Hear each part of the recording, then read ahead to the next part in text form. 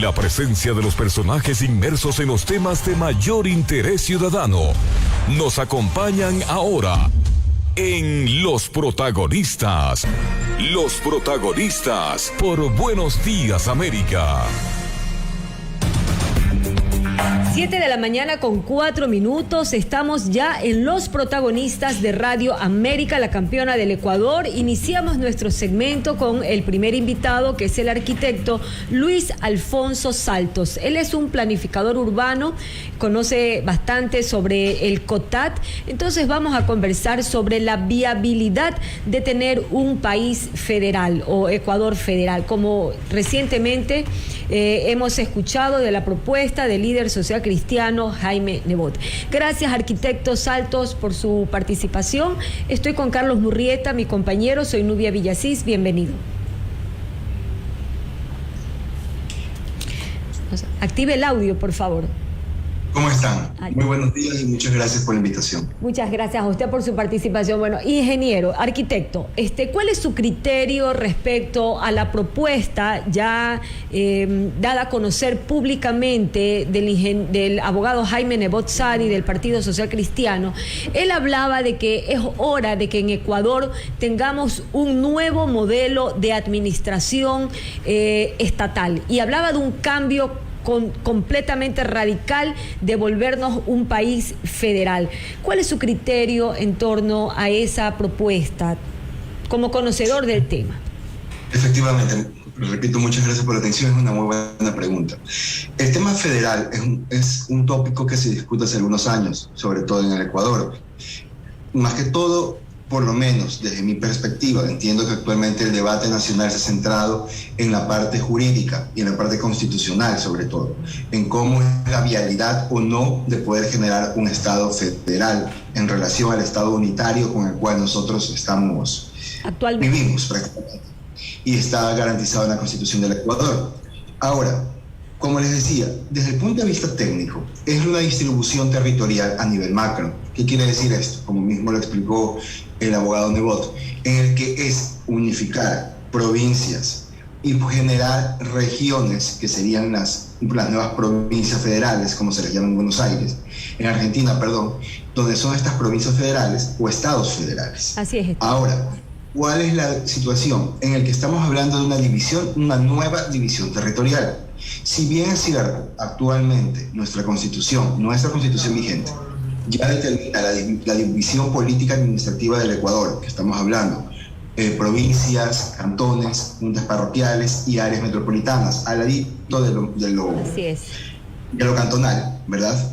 Entonces estamos hablando de crear una nueva división política basada a un nuevo concepto federal, en el cual se van a poder dar nuevos límites territoriales. Esto estamos hablando, o sea, una cuestión es basarnos en lo existente, Ecuador 2022, ¿verdad? Digamos ahorita, los límites territoriales que conocemos, las líneas que dividen Santa Elena, las líneas que dividen Pichincha, etcétera, a crear un nuevo Estado federal y digamos, ¿nos vamos a basar en esas mismas líneas o vamos a hacer nuevas líneas?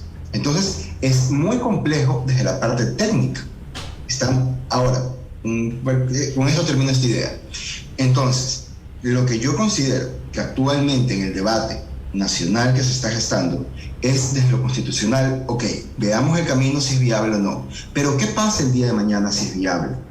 ¿Qué pasa? ¿Cómo vamos a distribuir el Ecuador? No estoy hablando de la administración y las competencias que le pueden dar a los nuevos gobiernos autónomos centralizados o a los GATS versión 2.0. No estoy hablando de eso aún, pero estoy hablando de cómo vamos a decir, el Ecuador se va a repartir de esta forma. Ahora, ¿cuál es su criterio en torno a la actual Constitución de la República del Ecuador en cuanto a la división política y administrativa? Porque cuando hablamos de formas de gobierno, la Constitución ya recoge algo parecido al sistema federativo, que son las regiones que deben estar administradas por un gobernador electo por el pueblo y tener un cuerpo colegiado que es el Consejo Regional o distrital, justamente para hablar de desconcentración y descentralización. Regiones conformadas por provincias unidas por una continuidad de, ¿cómo es que se llama?, de costumbres, de conveniencias económicas que se pueden unir actualmente. ¿Qué pasó con ese sistema de lo que usted conoce, que ya la consagra la Constitución y que los partidos políticos representados en la Asamblea Nacional recientemente en el año 2018, si más no me acuerdo, dejaron a un lado el sistema porque teníamos ya que haber elegido a los gobernadores y a los consejeros distritales? Efectivamente, y gracias por traer a cotación eso. Yo creo que es importante que las personas que nos escuchan y la ciudadanía en general conozcan un poquito de historia. Okay. Y aquí es la que usted ha mencionado. Cuando se generó la COTAD, sobre todo la COTAD, se comenzó a entender al país como una región descentralizada. ¿Qué quiere decir eso? Muchas veces lo que se quejaba del país, sobre todo en los 90, después de que salimos del estado de bienestar, en los 70, 80, se comenzó a decir, el problema es que todo está concentrado en la capital, todo está concentrado en un poder político administrativo desde Quito. ¿Ok? ¿Qué vamos a hacer? Descentralizamos. ¿Qué descentralizar? Decir, mira, yo tengo la competencia, a mí me toca hacer esto, pero te lo voy a dar a ti para que tú lo hagas con el dinero que yo lo hubiera hecho, pero te lo doy a ti. Tú mira cómo lo haces, pero lo tienes que hacer porque es tu competencia, ¿verdad? No. Esa fue la lógica. A partir de ello se generó la propuesta que nació de la antigua Semplades, en donde se distribuyó territorialmente el país, ¿verdad?, en 9 regiones. En 7 regiones macro, que es la conformación de varias provincias, 7 regiones, y 2 especiales, que estamos hablando Quito y Guayaquil. Son las 2 especiales que había, por la consideración metropolitana que tenían y que tienen estas ciudades. Entonces, a partir de ello, la idea fue, unifiquemos estas provincias, que de una u otra manera tienen características que les va a permitir a estas provincias generar sus propios recursos, ser competitiva entre otras provincias, que ese es uno de mis mayores temores de una nueva división territorial del Ecuador, y que puedan generar recursos económicos en beneficio del país y de su propia zona especial de planificación. Ahora, a partir de ello se generaron algo que también nosotros conocemos mucho, que son los circuitos y distritos. Así es. Entonces ahí se gestó esta idea de zonas, circuitos y distritos. Los circuitos y distritos se los escuchamos todos los días, cuando me hablan del distrito 8, de seguridad por la policía. Los circuitos, generalmente los circuitos dentro de los distritos, estamos hablando del circuito sur, el circuito norte, muchos circuitos. Estoy hablando de la lógica guayaquileña, que es lo que más que todo manejamos. Entonces, ¿qué pasó con las zonas? Lamentablemente, a mi consideración, este es un problema ya de decisión política y de gestión política. ¿Por qué? A nadie le gusta ceder poder. Y yo creo que esa es una de las fallas también de muchas ciudades del Ecuador, no solo Guayaquil y su región metropolitana, sino también Santa Elena, Libertad, Salinas, que ya son unas áreas metropolitanas conformadas, que quiere decir que la mancha de ciudad es continua, pero por no ceder poder político, administrativo, no se piensa en que haya algo arriba de nosotros, o sea, desde la lógica municipal, arriba de nosotros que tome las decisiones. Porque eso fuera a generar estas zonas. Porque ya estas zonas, como usted mismo lo menciona, iba a haber alguien, una nueva figura política determinada por voto popular, en el que iba a tener el control de la planificación, de gestión y de desarrollo de esos territorios. Entonces yo creo que ahí está el problema del asunto. No es tanto de que sea bueno o malo, sino hasta qué punto son capaces los políticos actuales de ceder poder en beneficio de la ciudadanía. Arquitecto, ¿cómo le va? Carlos Murrieta le saluda. Usted publicó en su cuenta en Twitter un interesante hilo acerca de este tema que estamos conversando esta mañana, para que los amigos oyentes de América también conozcan hasta dónde puede llegar esta propuesta de crear un Estado federal, ¿no? Que el Ecuador federal que busca o que ha propuesto el exalcalde de Guayaquil, Jaime Nebot. Pero la gente también se ha preguntado en muchas circunstancias, en muchos momentos de aquí de nuestra vida política, sobre todo, ¿por qué cuando Nebot fue alcalde de la ciudad de Guayaquil, y no fue durante pocos años, fue durante 19 años administrador del puerto principal, él no consolidó el tema del Guayaquil metropolitano? Porque el modelo de descentralización, tal y como usted lo ha expuesto, ya está consagrado en la Constitución la Secretaría Nacional de Planificación y Desarrollo ya hizo la tarea al dividir al Ecuador en zonas, distritos, circuitos, subcircuitos, pero el tema de que Guayaquil no sea metropolitano, ¿por qué cree que no lo hizo en su momento, ostentando el poder político que tenía? ¿Cuáles fueron las razones técnicas tal vez para no consolidar esa idea de Guayaquil metropolitano? Muy buena tu pregunta. Y realmente, repito, vamos un poquito de historia. La noción de Guayaquil metropolitano está más de una década atrás. Cuando comenzamos a hablar del Gran Guayaquil, ese Gran Guayaquil que todos escuchamos, hemos leído, se le hacen muchos bombos y platillos. Ya existe esta idea, ¿okay? No es nueva. Lamentablemente, como les digo, es decisión política. Y algo interesante, y algo que a mí por lo menos me hizo ruido con las nuevas, cuando se posicionaron las autoridades actuales municipales, tanto municipales como consejos cantonales vigentes, en donde los cuatro alcaldes pertenecen a una misma línea política. Estamos hablando de los 4 alcaldes de Guayaquil, San Borondón, Durán y Daule, los que conforman la conurbación. ¿Qué es conurbano? Como les vuelvo a repetir, es cuando una ciudad con sus ciudades aledañas, o municipios aledaños en nuestro caso, es continua a la mancha. O sea, y es lo que nos pasa, nosotros podemos ir de Guayaquil a Durán y pasamos por una zona urbana constante. Cruzamos ríos, sí, pero seguimos en una gran ciudad. Vamos de Durán a Daule, salimos por Puntilla y seguimos en una gran ciudad. Y vamos a otro municipio. Eso es lo conurbano. Entonces, no hubo, a mi consideración, la decisión política de decir, sí, necesitamos que se genere, bajo los lineamientos del COTAD, la área metropolitana. Y hay algo interesante, y con esto terminaría, ya hay proyectos metropolitanos, o sea, ya hay una necesidad metropolitana de comenzar a planificar las ciudades de una forma integral. Diré un ejemplo, creo que es muy fácil verlo, la aerovía.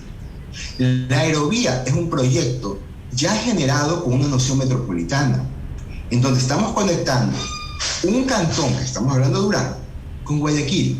Dejemos a un lado si es bueno o mal, no estoy tocando esos temas. Estoy diciendo que ya hay y ya ha existido proyectos con una noción metropolitana, pero solamente se han enfocado en movilidad, realmente, pero no se han enfocado en los temas y los componentes que conforman la planificación territorial, sobre todo con las guías con las cuales se maneja en Ecuador, por ejemplo, el tema ambientales, el tema de producción, el tema de generación de nuevos usos de suelos con una visión metropolitana. ¿Por qué tengo que seguir concentrando y compitiendo entre ciudades? Compitiendo, porque seguimos compitiendo entre Guayaquil y Durán, por ejemplo, para crear nuevos centros y pueblos de desarrollo industriales. Entonces, se sigue generando una planificación yoísta de los municipios, cuando ya realmente ya hemos pasado esa barrera. Arquitecto, oiga, una pregunta consecuente entonces, escuchándolo usted.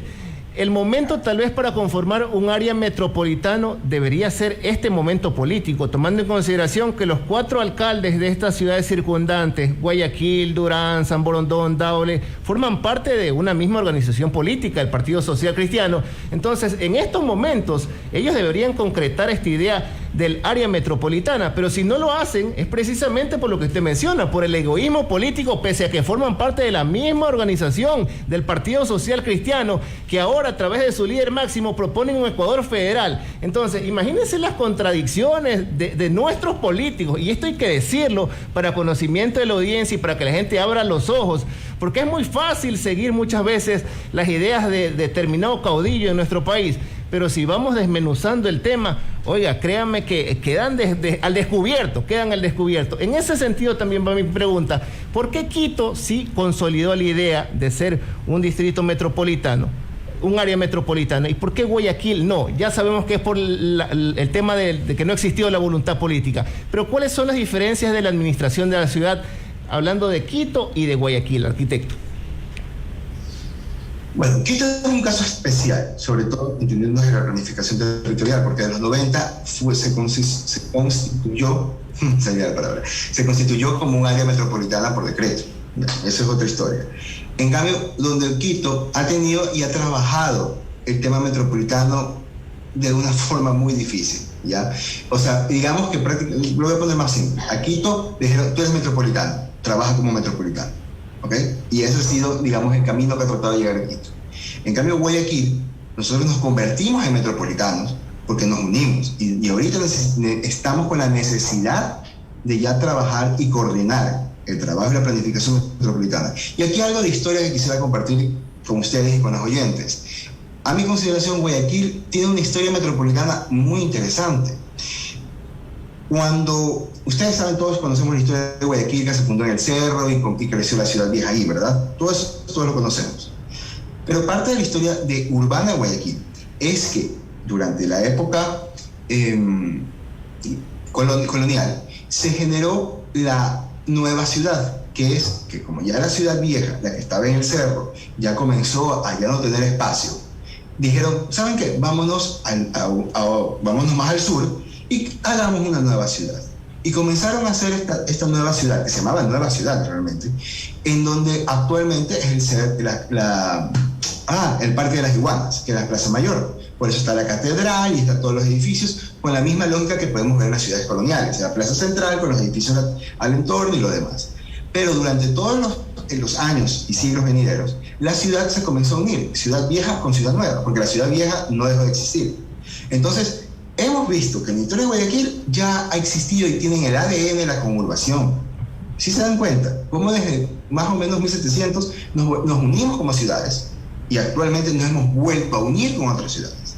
Entonces, la necesidad, porque ya no es simplemente querer o no, es la necesidad de plantear un área metropolitana está vigente.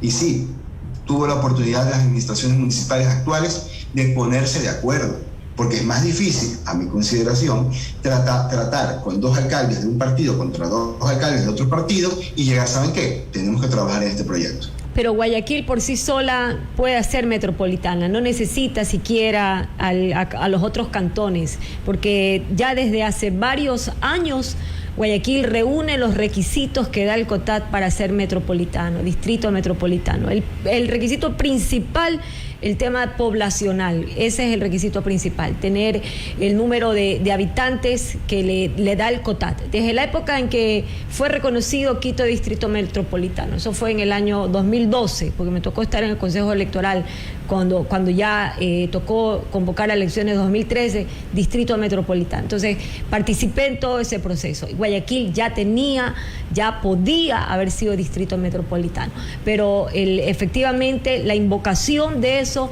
corresponde al interior del mismo cabildo hacer todas las gestiones al interior administrativas para que se pueda hacer distrito metropolitano, se pueda crear una ley propia, se pueda esto poner a disposición del pueblo de los guayaquileños. Porque esto tiene que pasar por un referéndum aprobatorio, no de que ese pueblo decida o no ser distrito no metropolitano. Pero bueno, más allá de todo eso, esa explicación que creo que sí es importante que la gente conozca, porque no se puede posicionar la idea que se necesita a los otros cantones. Solito por sí Guayaquil ya lo puede hacer. Pero acá hay otro tema también que ha salido de la gente que ha escuchado la propuesta. Dice, y si hay casos exitosos de países federales, y mencionaban el tema de Estados Unidos, como yo bien aquí lo dije, que normalmente lo federativo aplica más en lo grande, porque esas provincias federales o esas regiones son autosustentables en recursos naturales. Pero también la gente ahí me dijo, no, señor Tanubia, pero también hay sistemas federales exitosos en países chicos, y ponían el caso de Suiza y el caso de Alemania. Entonces, a su criterio, y con base a su conocimiento, ¿qué es lo que hace exitoso el sistema federal en países pequeños, comparando nosotros territorialmente por el tema de recursos naturales, como es el caso de Suiza y el caso de Alemania?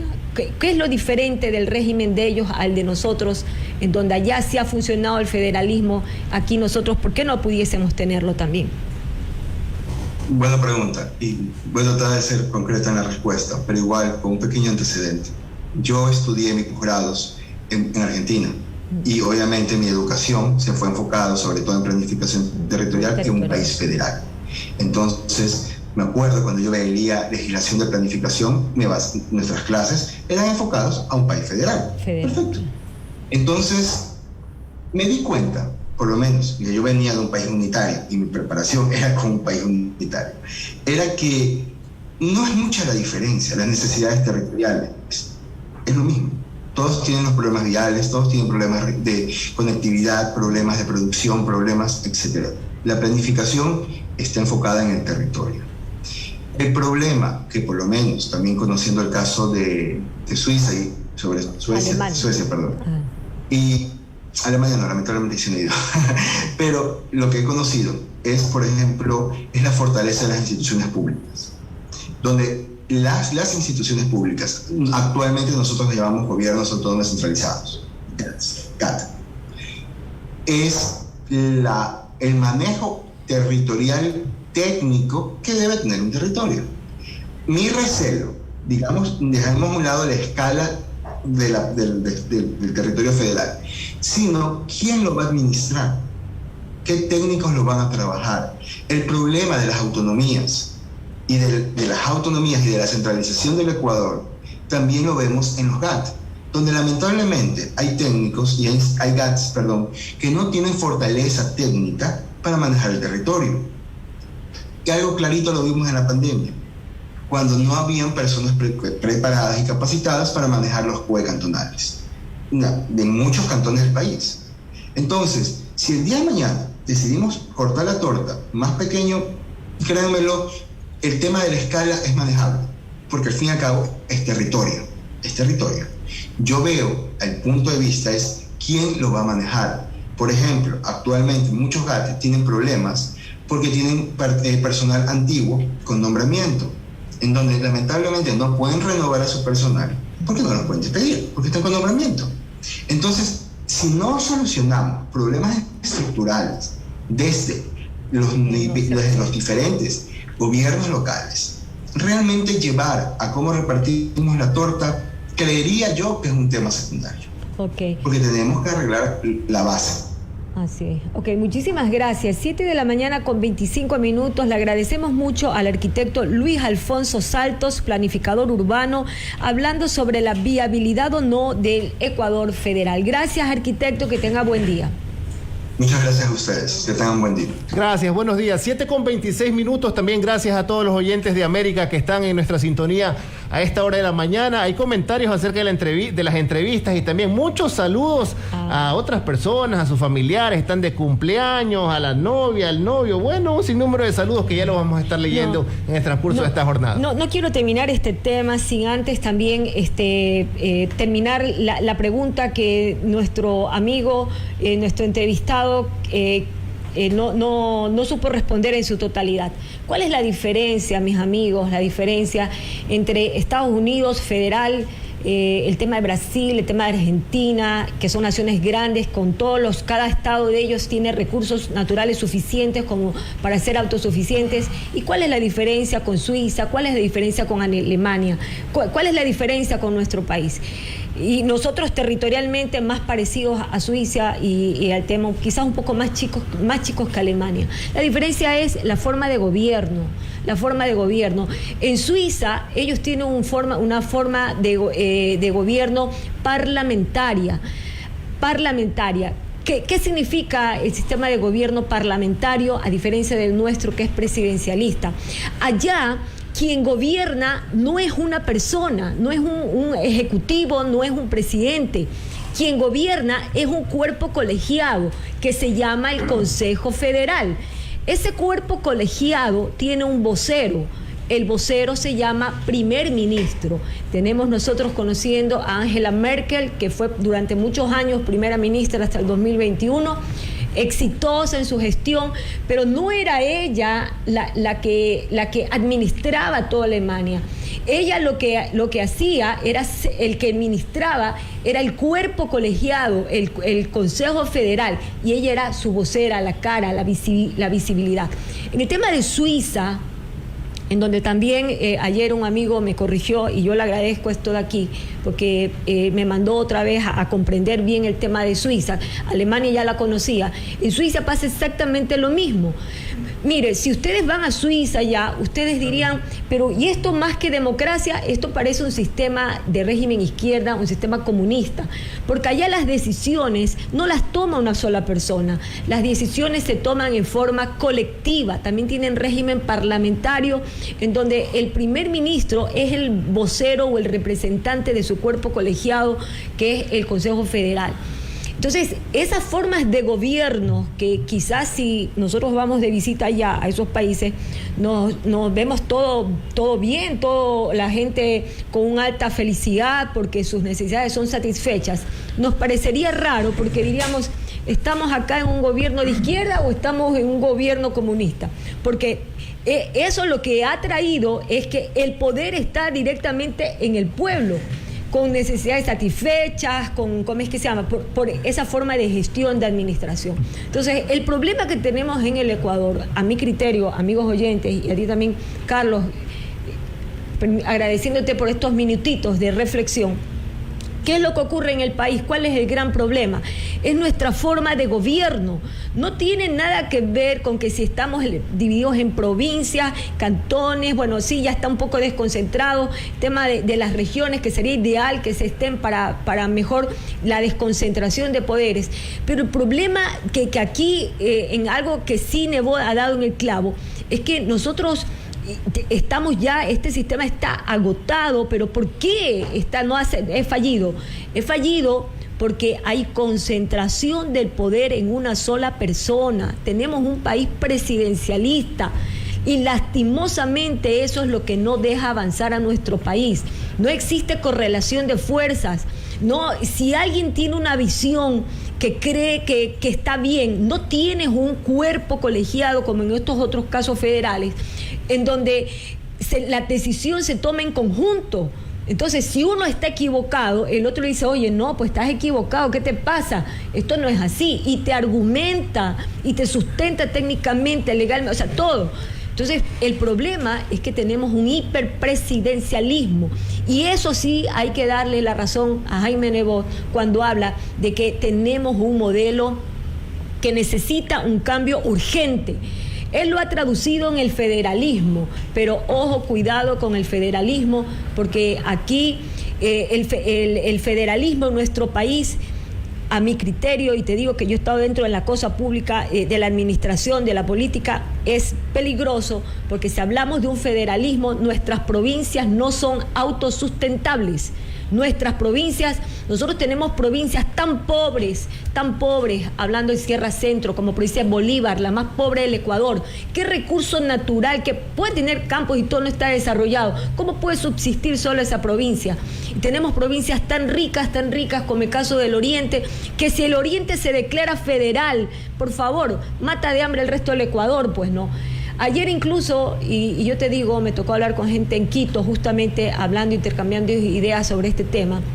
Se burlaban de la propuesta, pues, Carlos. Se reían. ¿Sabes lo que me dicen? Nubita dice, los quiteños queremos que se haga federal, que se quede Nebot, dice, con su federalismo, a ver qué tiempo duran. Le digo, ¿cómo que Guidito? ¿Qué tiempo dura? Le digo, entonces Quito también se muere de hambre, pues yo les decía.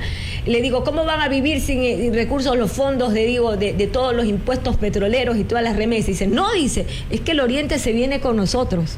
O sea, ellos ya pelean, todo el mundo va a pelearse el Oriente, que es la provincia que genera y ha generado riqueza por años en el Ecuador. Entonces, hay que tener todas estas claridades, porque si bien es cierto, hay sistemas agotados que estamos actualmente, hiperpresidencialismo, lo que nos ha vuelto es un poco más pobres y un país lleno de corrupción. 7:32, importante reflexión, y también hay que tomar en consideración algo, sobre todo los amigos oyentes de América, hay que reparar de quién viene la propuesta, ¿no? En su momento él fue alcalde y él, en lugar de consolidar la idea del área metropolitana, no lo hizo cuando fue alcalde. Ahora que ya no ejerce el poder, ahora sí propones un Ecuador federal. Pero si tú mismo estás diciendo en tu locución que estás hablando de un Estado fallido precisamente por la figura del hiperpresidencialismo que existe aquí en el país, Entonces vamos en orden, pues, porque primero son las medias y luego los zapatos. Primero, ¿sabe qué? Hagamos una nueva constitución en donde no existe esa figura del jefe de Estado, porque esa figura del jefe de Estado, comentábamos con Nubia fuera de micrófonos en días pasados, le ha hecho tanto daño al país, esa injerencia del Ejecutivo en todos los escenarios de la República del Ecuador. Quitemos primero eso y luego allí sí, en el marco de esa nueva constitución, que se debe dar en el marco de una asamblea constituyente de plenos poderes nuevamente, allí sí hablemos de un Ecuador federal. Todas las cosas en orden, no recurran a la vieja confiable. Vamos a consultarle al pueblo, no sean tramposos. 7:33, enseguida regresamos. Buenos días, América. Buenos días, América.